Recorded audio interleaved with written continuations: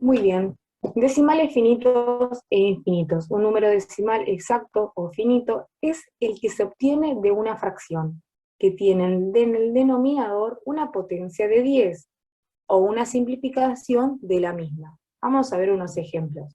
Tenemos acá 3 sobre 100, ¿sí? La fracción, y hacemos la división, 3 dividido 100, y obtenemos 0,003. 25 sobre 100, o 25 centésimas, ¿sí? 0,25. 50 centésimas, y podemos obtener su simplificación. ¿A qué nos referimos sobre su simplificación? Cuando hablamos de simplificar, hablamos de dividir tanto el numerador, que es el número de arriba, y el denominador por un número. En este caso, yo puedo dividir al 50, lo puedo dividir por 50, y al 100 también lo puedo dividir por 50. Siempre que hablemos de simplificar, hablamos de dividir tanto el numerador como el denominador, ambos números, ¿sí?, por un mismo número. ¿Sí? Tengo que buscar, siempre para dividir, que sean números que son divisores, tanto del 50 como del 100.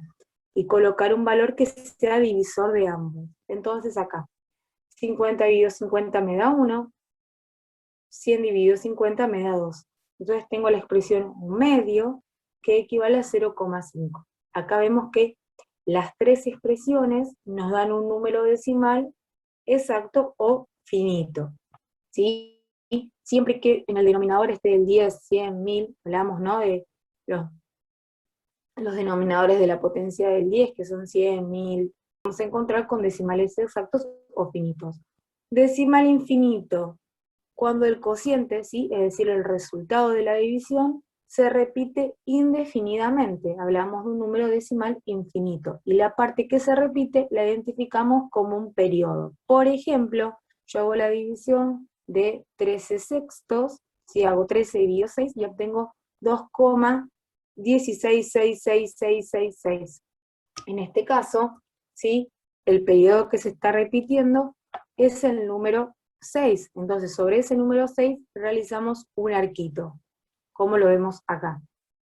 En vez de estar escribiendo el 6, que es el que se repite siempre, colocamos un arco en el periodo que se repite. Por ejemplo, acá tenemos 5 onceavos, ¿sí?, nos da 0,45, 45, 45, de manera indefinida. Entonces colocamos un arco sobre todo el valor, que es sobre todo el 45. Los decimales periódicos es cuando su periodo comienza inmediatamente después de la coma. Vemos acá, por ejemplo, 0,25, 25, 25, 25, lo expresamos como 0,25, y tenemos acá el arco sobre todo el 25, porque el periodo lo contempla todo el número.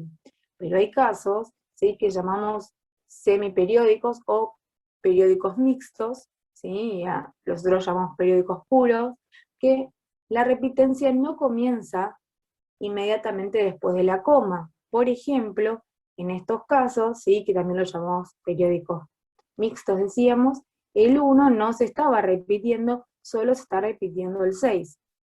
Entonces tenemos un anteperiodo y un número periódico, que es el que sí se está repitiendo. Bien, tenemos entonces un decimal infinito que lo queremos expresar como una fracción, ¿sí? Para transformar un decimal infinito en una fracción se debe considerar el numerador, que estará formado por todo el número sin la coma, menos todo lo que está antes del periodo. El denominador estará formado por tantos 9 como cifras periódicas tenga el número decimal, ¿sí? Entonces, vemos acá, tengo 2,23, pongo todo el valor sin la coma, 223, y le voy a restar el número que no tiene arco, que no tiene periodo, que es el 2. Formaremos el número 221 sobre 99. ¿De dónde surge la repetición de los 9? ¿Por qué ponemos 9?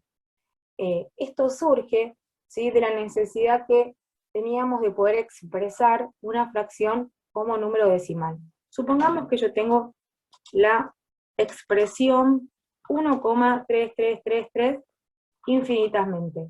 Y yo quiero esta expresión expresarla en número fraccionario.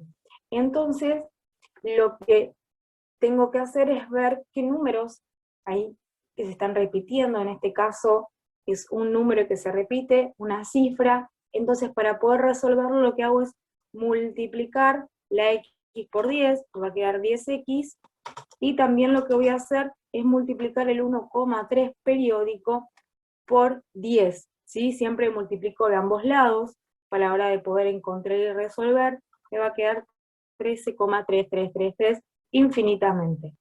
Lo siguiente que hago es realizar una resta, en donde voy a restar mi valor original que teníamos, y le voy a restar la multiplicación que hicimos. Entonces, al 10x le voy a restar la x, ¿sí? Porque a mí no me interesa tener x, lo que me interesa es encontrar la expresión fraccionaria. Y al 13,3 le voy a restar 1,3333. Era la expresión que teníamos al comienzo. De esta manera, me voy a sacar toda la parte del periodo, que es la parte que a mí no me interesa, para transformarlo en fracción. ¿Qué obtengo entonces? 10x menos x, obtengo 9x. ¿Sí? Realicé la resta. Y 13,33333 menos 1,3333, obtengo 12. Una vez que llegamos a este valor, que el 9 que está multiplicando a la x, lo voy a pasar dividiendo, y me queda 12 novenos. De esta manera nos encontramos con la expresión fraccionaria equivalente. Entonces yo tengo 1,3 periódico, ¿sí? Sé que su expresión fraccionaria equivalente es 12 novenos, ¿sí? Si yo lo hiciera con el método que hicimos anteriormente, que nos da acá estas reglas para hacerlo, haría 13, que es todo el número sin la coma, menos 1, ¿sí? Que es el número que no tiene periodo, y debajo iría un solo 9 porque hay un solo número con arco, ¿sí? Y nos estamos encontrando con la misma expresión que ya les mostraba acá, con 12 novenos. Como todos los procedimientos se resuelven de la misma manera, podemos definir esta regla de poner tantos 9 y hacer esta resta para hacerlo de manera más simplificada. Para transformar entonces un decimal finito a una fracción, lo que debemos es amplificar el decimal, es decir, multiplicarlo por una potencia de 10 que sea igual a la cantidad de ceros como dígitos tiene la parte decimal. Entonces acá tenemos, por ejemplo, 0,23, en donde tenemos 2 dígitos detrás de la coma, entonces lo multiplicamos por 100.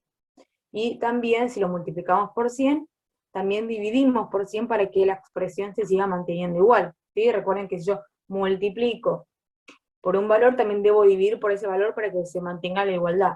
Y ahí obtengo 23 sobre 100. Entonces, por ejemplo, vamos a hacer un ejemplo más, yo tengo 124. Entonces, primero pienso, ¿cuántos números hay detrás de la coma? Hay 3 números, entonces podemos multiplicar por 1000, ¿sí? 1 y 3 ceros, ¿sí? Porque debo tener en cuenta los números que están detrás de la coma. Entonces tengo 1,124 por 1000, que es lo mismo que escribir el número sin la coma, 1124. Y debajo, como multiplico por 1000, voy a dividir por 1000.